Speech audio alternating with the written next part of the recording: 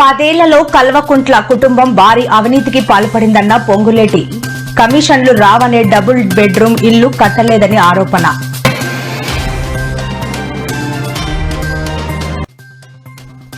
జగన్ తెచ్చిన మెడికల్ కాలేజీలను ప్రభుత్వం చంపేస్తోందన్న రజనీ. కాలేజీల ప్రైవేటీకరణ వెనుక పెద్ద స్కామ్ దాగి ఉందని ఆరోపణ.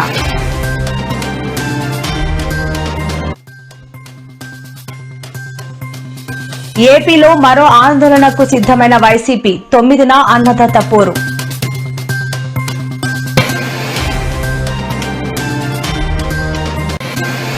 కవిత వ్యాఖ్యలపై తొలిసారి స్పందించిన హరీష్ రావు. సమయం వచ్చినప్పుడు అన్ని బయటపెడతా అంటూ హాట్ కామెంట్స్.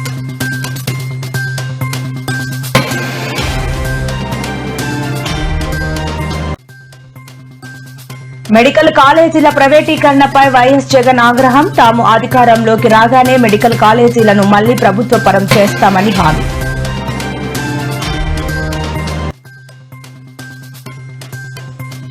కవిత ఎఫెక్ట్. సీఎం క్యాండిడేట్ గా హరీష్ రావు.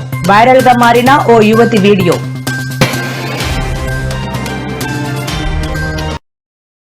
ప్రాజెక్ట్ నిర్మిస్తే భారీగా కమిషన్లు వస్తాయన్న దురాలోచనతోనే మాజీ ముఖ్యమంత్రి కేసీఆర్ ఆ ప్రాజెక్టును చేపట్టారని, అదే పేదలకు ఇల్లు కట్టిస్తే కమిషన్లు రావన్న కారణంతో డబుల్ బెడ్రూమ్ రూమ్ ఇళ్ల నిర్మాణాన్ని నిర్లక్ష్యం చేశారని రాష్ట్ర మంత్రి పొంగులేటి శ్రీనివాసరెడ్డి తీవ్ర ఆరోపణలు చేశారు.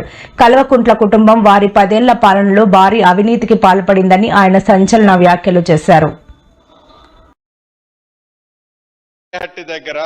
ఆనాడు 2009-2014లో క్లియరెన్స్ ఇచ్చింది, వాటర్ అవైలబిలిటీ ఉందని సిడబ్ల్యూసి ఇచ్చిన దాని మీద ఆనాటి ప్రభుత్వాలు ఆ తమ్ముడి దగ్గర బిఆర్ అంబేద్కర్ ప్రాణయుక్త చేవలు 1531 కిలోమీటర్ల గ్రావిటీ కెనాలు, 98 కిలోమీటర్ల ప్రెషర్ మైను, 141 టీఎంసీల సామర్థ్యం కలిగిన రిజర్వాయర్లు, 530 మీటర్ల ఎత్తుకు నీటిని ఎత్తిపోసేటువంటి వ్యవస్థ, 240 టీఎంసీల నీటి వినియోగం. కానీ ఇలా మేడిగడ్డలో దేర్ ఆర్ 7 బ్లాక్స్. సో ఒక్కొక్క బ్లాక్ లో కొన్ని పియర్స్ ఉంటాయి, ఓవరాల్ గా 85 పియర్స్ ఉంటాయి. ఏదైనా రిస్టోరేజ్ చేయాలంటే ఒక బ్లాక్ ను రిస్టోర్ చేస్తే మొత్తం బ్యారేజ్ ఇంటాక్ట్ ఉంటుంది.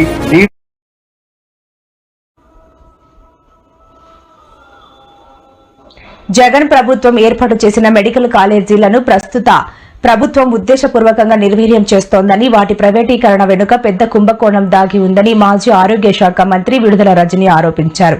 పేద మధ్యతరగతి వర్గాలకు వైద్యాన్ని, వైద్య విద్యను దూరం చేసేందుకే ఈ కుట్ర పన్నుతున్నారని ఆమె విమర్శించారు. ప్రతి జిల్లాకు ఒక మెడికల్ కాలేజీ, అనుబంధ ఆసుపత్రి ఉండాలన్న గొప్ప లక్ష్యంతో జగన్ ఈ కాలేజీలను ప్రారంభించారని రజనీ గుర్తు చేశారు. పీపీపీపీ అంటూ, ప్రైవేటైజేషన్ అంటూ జగనన్న తీసుకొచ్చినటువంటి గవర్నమెంట్ మెడికల్ కాలేజ్ని వాళ్ళ నిర్ణయంతో చంపేశారు. ఒక్కసారి ఈ రాష్ట్ర ప్రజలు ఆలోచించాలి. ఈ రాష్ట్రానికి ఒక గవర్నమెంట్ మెడికల్ కాలేజ్ తీసుకురావాలంటే ఎంత కష్టం ఉంటుందని.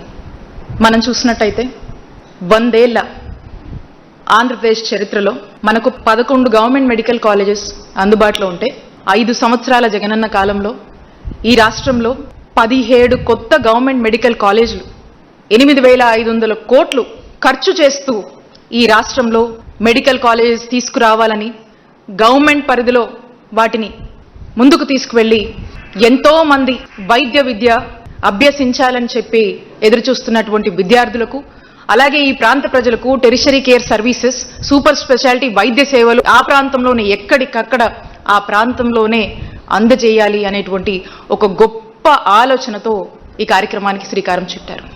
మరి ఈ రోజున అన్నిటినీ కూడా చంపేస్తూ చంద్రబాబు నాయుడు గారు తీసుకున్నటువంటి నిర్ణయాన్ని వైఎస్ఆర్ కాంగ్రెస్ పార్టీ వ్యతిరేకిస్తుంది. ప్రజల తరఫున వైఎస్ఆర్ కాంగ్రెస్ పార్టీ మరి ఈరోజు ఈ ప్రభుత్వాన్ని ప్రశ్నిస్తోంది. మనము ఒక గవర్నమెంట్ మెడికల్ కాలేజ్లో మనకు అఫిలియేట్ అయినటువంటి బోధన హాస్పిటల్ ఏదైతే ఉంటుందో ఆ గవర్నమెంట్ బోధన హాస్పిటల్కి ఒక రోగి, ఒక పేదవాడు ఆ హాస్పిటల్కి వస్తే అక్కడ మన జగనన్న హయాంలో చూస్తే అక్కడ ఆ వచ్చినటువంటి ఆ పేదవాడికి ఓపీ ఫ్రీ, ఆ తర్వాత డాక్టర్ కన్సల్టేషన్ ఉంటుంది, అది ఫ్రీ. ఆ డాక్టర్ కన్సల్టేషన్ తర్వాత ఆ రోగికి ఏదైనా మందులు రాస్తే ఆ మందులు ఫ్రీ, లేదు ఏదన్నా టెస్టులు చేసుకోమని అతనికి ఉన్నటువంటి పరిస్థితి వల్ల ఓ సిటీ స్కానో, ఓ ఎంఆర్ఓయో, ఒక ఎక్స్రేయో, లేదా ఏదైనా బ్లడ్ టెస్ట్లు ఏదైనా చేసుకోమంటే అవి ఫ్రీ. ఆ టెస్టుల తర్వాత ఆ రిపోర్ట్ తీసుకుని మళ్ళీ రీకన్సల్టేషన్కి వెళ్తే ఆ రీకన్సల్టేషన్ ఫ్రీ. లేదు మందులు వేసుకుంటే సరిపోతుంది, లేదంటే ఏదైనా సర్జరీ చేయాలో, లేదా ఆపరేషన్ చేయాలో, ఏదైనా థెరపీ చేయాలో, ఏదైనా చెప్పినా ప్రతి అక్కడున్నటువంటి ఏ ట్రీట్మెంట్ ఆ డాక్టర్ సజెస్ట్ చేసినా కూడా అది ఫ్రీయే. అక్కడ ఆ పేదవాడికి ఒక్క రూపాయి కూడా తన సొంత ఖర్చు లేదు, తన మీద ఏ భారం పడట్లేదు. ప్రభుత్వంగా జగనన్న తీసుకున్నటువంటి బాధ్యత. ఈ రోజున చంద్రబాబు నాయుడు గారి నాయకత్వంలోని కూటమి ప్రభుత్వం వచ్చాక ఇవన్నీ మీరు అమ్మకానికి పెట్టి ఈ రోజున పరిస్థితి ఏంటి?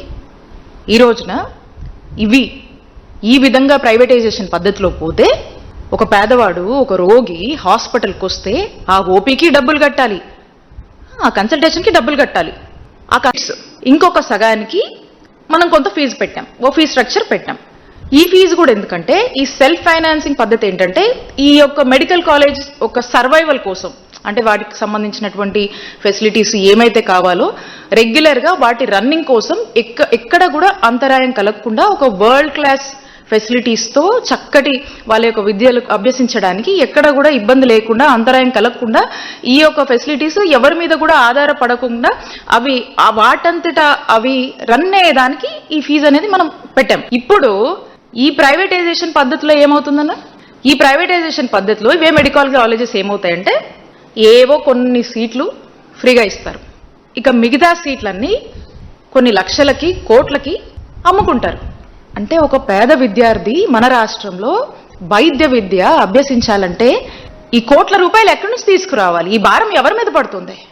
ఒక్కొక్క మెడికల్ కాలేజ్కి మనము 500 కోట్లు బడ్జెట్ని మనం కేటాయించుకున్నాము. ఇంత కేటాయించి ఆల్రెడీ ఈ ల్యాండ్, కొంత ప్రభుత్వ ల్యాండ్, కొంత మనము అక్వైర్ చేసినటువంటి ల్యాండ్ పెద్ద ఎత్తున ఖర్చు చేసి ఈ ల్యాండ్, మనం లే చేసినటువంటి ఇన్ఫ్రాస్ట్రక్చర్ ఫెసిలిటీసు, మనం చేసినటువంటి రిక్రూట్మెంట్స్ ఇవన్నీ ఇలా ఉండగా దీన్నంతా కూడా చాలా చవక్కి ఈ ప్రైవేట్ వాళ్లకు అమ్ముకుంటూ ఒక వ్యాపారం చేస్తూ ఒక స్కామ్కి తెరలేపారు ఈ కూటమి ప్రభుత్వం.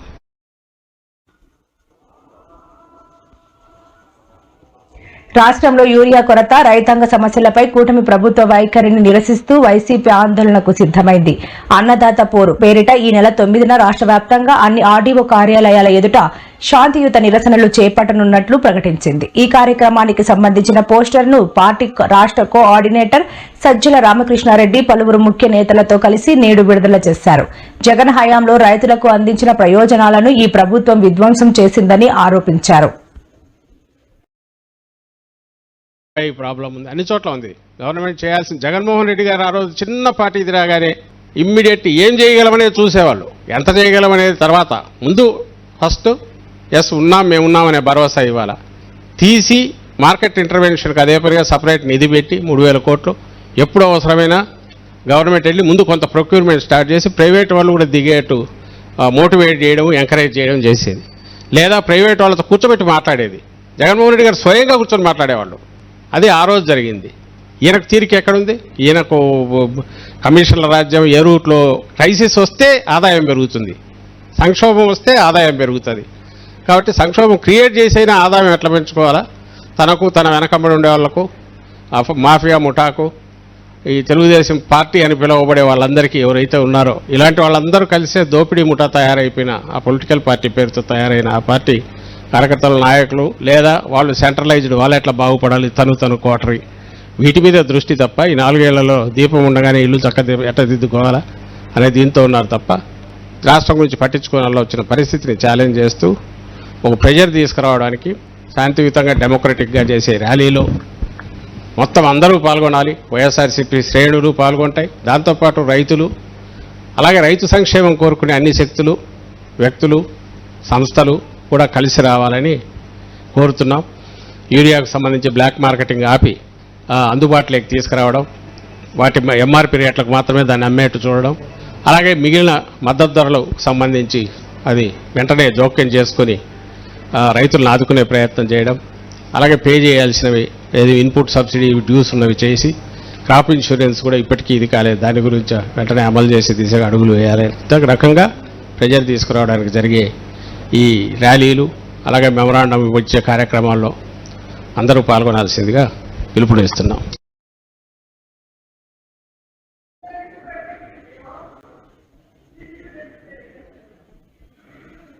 తెలంగాణ జాగృతి అధ్యక్షురాలు కల్వకుంట్ల కవిత వ్యాఖ్యలపై బీఆర్ఎస్ ఎమ్మెల్యే హరీష్ రావు తొలిసారి స్పందించారు.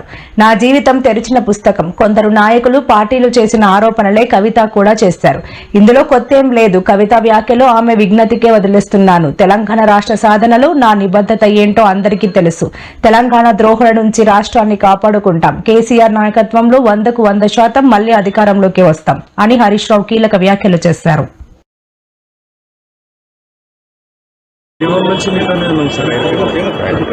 రైట్ బాబు.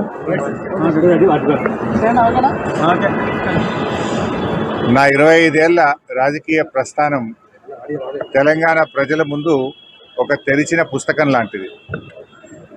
సరే, గత కొంతకాలంగా మా పార్టీ పైన అదేవిధంగా నా పైన కొన్ని రాజకీయ పార్టీలు చేస్తున్నటువంటి వ్యాఖ్యలనే వారు కూడా చేయడం జరిగింది. అయితే ఆ వ్యాఖ్యలు వారు ఎందుకు చేశారో అది వారి విజ్ఞతకే నేను వదిలేస్తున్నాను. కేసీఆర్ గారి నాయకత్వంలో గత 2.5 దశాబ్దాల కాలంగా ఒక క్రమశిక్షణ కలిగిన కార్యకర్తగా రాష్ట్ర సాధనలో, రాష్ట్ర అభివృద్ధిలో నేను చూపిన నిబద్ధత, నా పాత్ర అందరికీ తెలిసినటువంటిదే. ఈరోజు రాష్ట్రంలో ఎరువులు దొరకక ఒకవైపు రైతులు గోసపడతా ఉన్నారు, మరొక వైపు వరద ప్రాంతాల ప్రజలు అనేక ఇబ్బందుల్లో ఉన్నారు. కేసీఆర్ గారు దశాబ్ద కాలం ఎంతో దాని మీదనే మేము వెచ్చిస్తాం. నా 25 ఏళ్ల రాజకీయ ప్రస్థానం తెలంగాణ ప్రజల ముందు ఒక తెరిచిన పుస్తకం లాంటిది. సరే, గత కొంతకాలంగా మా పార్టీ పైన అదేవిధంగా నా పైన కొన్ని రాజకీయ పార్టీలు చేస్తున్నటువంటి వ్యాఖ్యలనే వారు కూడా చేయడం జరిగింది. అయితే ఆ వ్యాఖ్యలు వారు ఎందుకు చేశారో అది వారి విజ్ఞతకే నేను వదిలేస్తున్నాను. కేసీఆర్ గారి నాయకత్వంలో గత 2.5 దశాబ్దాల కాలంగా ఒక క్రమశిక్షణ కలిగిన కార్యకర్తగా రాష్ట్ర సాధనలో, రాష్ట్ర అభివృద్ధిలో నేను చూపిన నిబద్ధత, నా పాత్ర అందరికీ తెలిసినటువంటిది. ఈరోజు రాష్ట్రంలో ఎరువులు దొరకక ఒకవైపు రైతులు గోసపడతా ఉన్నారు, మరొక వైపు వరద ప్రాంతాల ప్రజలు అనేక ఇబ్బందుల్లో ఉన్నారు. కేసీఆర్ గారు దశాబ్ద కాలం ఎంతో కష్టపడి నిర్మించిన వ్యవస్థలను, ఒక్కొక్క వ్యవస్థను ఉద్దేశపూర్వకంగా కేసీఆర్ గారు, కేటీఆర్ గారు, నేను, మా కుటుంబం, మాది రక్త సంబంధం. పదవులు పోతేనో, పార్టీలకు వెళ్ళి సస్పెండ్ చేస్తేనో పోయేటటువంటి బంధం కాదు. కానీ ఎవరైతే వెస్టెడ్ ఇంట్రెస్ట్ ఉన్న పార్టీలు ఉంటారో, పార్టీలో ఉండి కేవలం డబ్బు సంపాదించుకోవాలనేటటువంటి ఒక ఆలోచనతో, వ్యక్తిగత లబ్ధి పొందాలనేటటువంటి ఆలోచనతో ఉన్నటువంటి వ్యక్తులు, వాళ్ళకి కావాల్సింది ఏంది? మేము ముగ్గురం కలిసి ఉండొద్దు, మా కుటుంబం బాగుండొద్దు, మా కుటుంబం విచ్ఛిన్నమైతేనే వాళ్ళకి అధికారం వస్తుంది. దాంట్లో భాగంగా ఇవాళ మొదటి స్టెప్ నన్ను బయటేసారు పార్టీలకి. అది ఇక్కడితో ఆగదు. నేను గౌరవనీయులు పెద్దలు దైవ సమానులు కేసీఆర్ గారిని విజ్ఞప్తి చేస్తా ఉన్నా, మీకు ఒక సూచన చేస్తా ఉన్నా. దయచేసి మీ చుట్టూ ఏం జరుగుతున్నదో ఒకసారి చూసుకోండి. నన్ను ఇవాళ బయట పంపొచ్చు.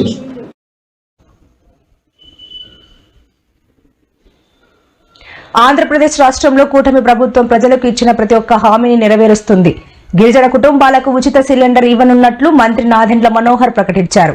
దీపం 2 పథకం కింద 14.2 కిలోల గృహ వినియోగ ఎల్పీజీ సిలిండర్లు ఉచితంగా అందించనున్నట్లు తెలిపారు. దీనివల్ల 16 జిల్లాల్లోని 23,912 గిరిజన కుటుంబాలు లబ్ధి పొందుతాయని ఆయన పేర్కొన్నారు.